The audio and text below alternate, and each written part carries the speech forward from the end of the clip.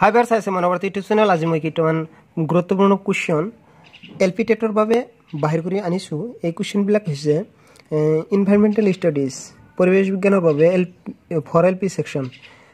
1 number কুৱেশ্যনটো দিয়া আছে, বসন্ত ৰোগৰ কাৰক হ'ল এ হেলাই, বি ভাইৰাছ, চি ভেঁকুৰ, ডি বেক্টেৰিয়া। ইয়াৰ শুদ্ধ উত্তৰটো হ'ব ভাইৰাছ। তাৰপিছত 2 নম্বৰটো দিয়া আছে, গোলকীয় উষ্ণতাৰ কাৰণ কি? গোলকীয় উষ্ণতাৰ কাৰণ হৈছে এচিড বৰষুণ, ইন্ধন দহন, নিউক্লিয় বিক্ৰিয়া আৰু প্ৰজ্বলক দ্ৰব্য। ইয়াৰ শুদ্ধ উত্তৰটো হ'ব ইন্ধন দহন। 3 নম্বৰত কোৱা হৈছে, শব্দ তৰংগ, যিটো কোৱা হৈছে শব্দৰ তৰংগৰ ধ্ৰুতি সৰ্বোচ্চ কিহত হয়? তীখাত হয় নে পানীত হয়? তীখাত, পানীত, অটুত না বায়ুত? ইয়াত হ'ব সৰ্বোচ্চ হয় তীখা। তাৰপিছত 4 নম্বৰত কোৱা হৈছে, চন্দ্ৰৰ আকাশৰ ৰং কি? চন্দ্ৰত আকাশৰ ৰং নীলা, ৰঙা, বেঙুনীয়া, কলা। চন্দ্ৰত আকাশৰ ৰংটো কলা দেখা যায়। 5 নম্বৰ কুৱেশ্যন, কি প্ৰাণীয়ে চকু মেলি শুয়ে? ঘোঁৰা, কাছ, মাছ, ভেকুলী। ইয়াৰ শুদ্ধ উত্তৰটো হ'ব মাছ।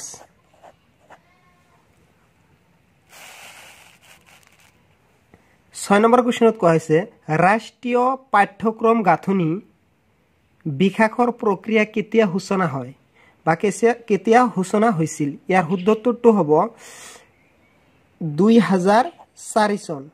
2004 চনটো কি হ'ব? শুদ্ধ উত্তৰটো হ'ব।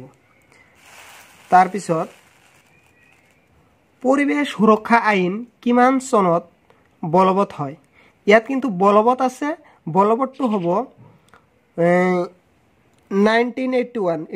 এইটো অলপ গুৰুত্ব দিব লাগিব। এটা আছে 1980 আৰু এটা আছে বলবৎ, যিহেতু কৈ আছে 1981। এতিয়া 8 নম্বৰ কুৱেশ্যনত দিয়া আছে, ভাৰতত কোন চনত ব্যাঘ্ৰ প্ৰকল্প আৰম্ভ হৈছিল? ইয়াৰ শুদ্ধ উত্তৰটো হ'ব 1973। এইটো শুদ্ধ উত্তৰ হ'ব। 9 নম্বৰ কুৱেশ্যন, প্ৰাকৃতিক গেছৰ প্ৰধান উপাদান কি? ইয়াৰ 1 নম্বৰ উত্তৰ দিয়া আছে মিথেন, 2 নম্বৰত দিয়া আছে ইথেন, প্ৰপেন, বিউটেন। ইয়াৰ শুদ্ধ উত্তৰটো হ'ব মিথেন। এতিয়া 10 নম্বৰ কুৱেশ্যনত দিয়া আছে, পৰিৱেশৰ প্ৰধান উপাদানটো হ'ল বায়ু, মানুহ, বিদ্যালয়, মানুহ বানানটো ভুল আছে, বিদ্যালয়, গৃহ। ইয়াৰ শুদ্ধ উত্তৰটো হ'ব বায়ু। গতিকে ভিডিঅ'টো ভাল লাগিলে ছাবস্ক্ৰাইব কৰি